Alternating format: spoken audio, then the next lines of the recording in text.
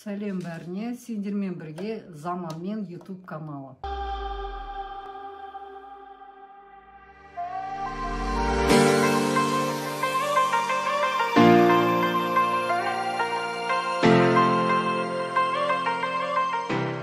Бүгін мен сендерге көрсетейін дегенім, бытовой машинканы қалай заправлять ету керек. Көбісі сұрайды, жаңада машинка сатып алды, қалай заправка жасаймыз, білмейміз деп. Міне ең алғашқы көрсетейін дегенім, машинканы сатып алған кезде өздеріңіз тексересіздер. Қандай үстіңгі жағында пластина болады. Кейбір машиналарда осындай пластина болады, кейбіреулерде басқаша ашылады. Басасын, сол кезде осылай ашылады. Ішінде осындай катушка болады. Содан кейін осындай жіппен заправка жасаймыз. Осындай жіппен. Мына жерде бөлек шығып тұрады. Әр машинканың өзінің осындай бір штырі болады. Осы мына жаққа қарай итерсек, сол кезде заправка болады. Мына жақтан алып, ар жағынан осы жіпті осы ораймыз. Содан кейін итереміз. Енді педальға басамыз. Автоматически мына заправка болады. Өзіңізге қанша керек? Осы аласыз. Ең біріншісін көрсетейін деген міне. Заправка жасау үшін осындай штырға жіпті отырғызамыз. Содан кейін мына жерде нумерация жүреді. 1, 2, 3, 4.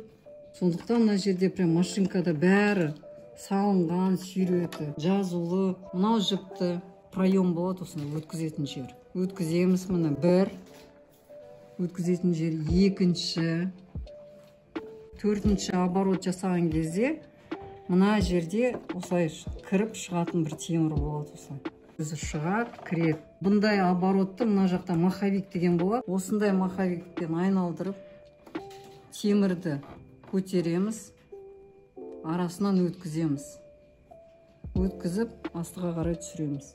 Мынандай иненің алдында кіргізетін осындай нитевдеватель.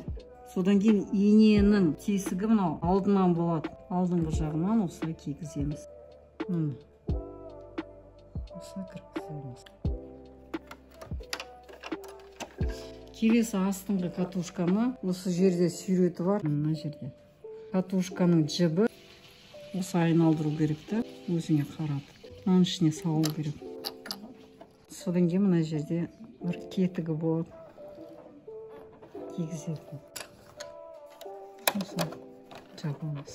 Маховикті осылай өзімізге қаратамыз. Мына ине ішіне кіріп шығады и арасындағы жіпті шығарады. Екеуін қатар алып шығамыз да жіпті артқа қаратамыз.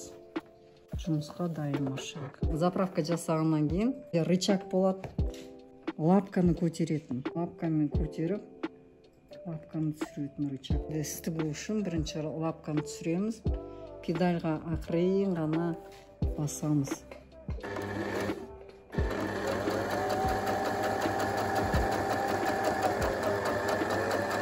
Тезірек болсын десе, педаль қатты басу керек болсын.